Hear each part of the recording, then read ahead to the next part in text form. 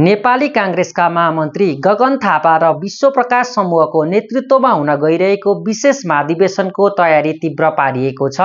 महाधिवेशन उद्घाटन स्थल भिकुटी मण्डपमा स्टेज निर्माण लगायतको काम भइरहेको छ। महाधिवेशन आइतबार उद्घाटन हुनेछ। त्यसअघि विभिन्न ठाउँबाट जुलुस निकाल्ने तयारी गरिएको छ। विशेष महाधिवेशनका लागि जिल्लाबाट प्रतिनिधि आउने क्रम जारी छ। केही प्रतिनिधिहरू काठमाडौँ आइसकेका छन्। महाधिवेशन 28 गतेसम्म चल्नेछ। संस्थापन पक्षले भने विशेष महाधिवेशनलाई अस्वीकार गरेको छ।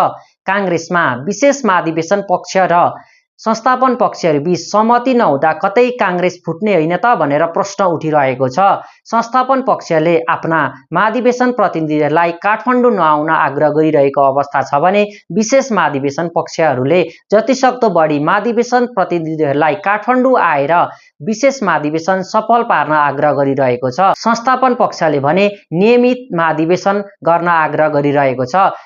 संस्थापन पक्षले चुनावपछि मात्रै महाधिवेशन गर्ने तालिका सार्वजनिक गरेपछि कांग्रेसका महामन्त्रीद्वय गगन थापा र विश्वप्रकाश शर्माले विशेष महाधिवेशनको माग गरेका थिए। तर संस्थापन पक्षले उक्त मागलाई समर्थन नजनाएपछि कांग्रेसका द्वय महामन्त्री विश्वप्रकाश शर्मा र गगन थापा विशेष महाधिवेशनलाई लागि परेका थिए।